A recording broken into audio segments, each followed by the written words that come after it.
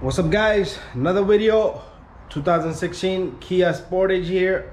We're gonna change the engine filter, as you can see right here. So we got two filters over here. You guys can check these filters out. Premium Guard, good brand, good filter. This is a cabin filter, so the part number is right there. And this is the engine air filter, part number is right there. You guys can find this. I paid about 20 bucks each filter.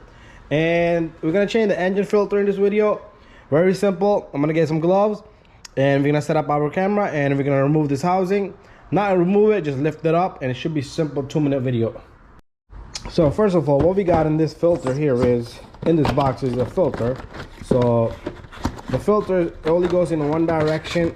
So you see how the shape of this box is. It's like a slot here. So this filter is gonna go sit just like that. This is gonna be facing down and this is gonna be facing up. You will see how the filter goes in there. So pretty much a tab here, a tab here, a tab here, and a clip rotating tab here. Let's see if the camera can see this. Push down on it, and this thing just lifts right up. And I'm gonna grab the filter from down here. Shouldn't be that complicated to do. Sometimes these filters will get stuck, so just get yourself a flathead screwdriver and just pry them up. So this is what the filter look like. So what I want to do is I want to be ready with the new filter. Sometimes there's a lot of dirt and debris down there, so make sure you clean it. So all I'm going to do is I'm going to take this filter, new filter, and I'm going to put this. You can vacuum down there or pull off all the leaves. Usually it's leaves down there. So this filter is going to just sit there on its own. And what you're going to do is, so the filter should sit flush, and after that your box should sit on it. And all you're going to do is you're going to lift up on these tabs. Let's see why my tabs are not going in. Maybe something is blocking or the filters. Okay. There you go. That's in.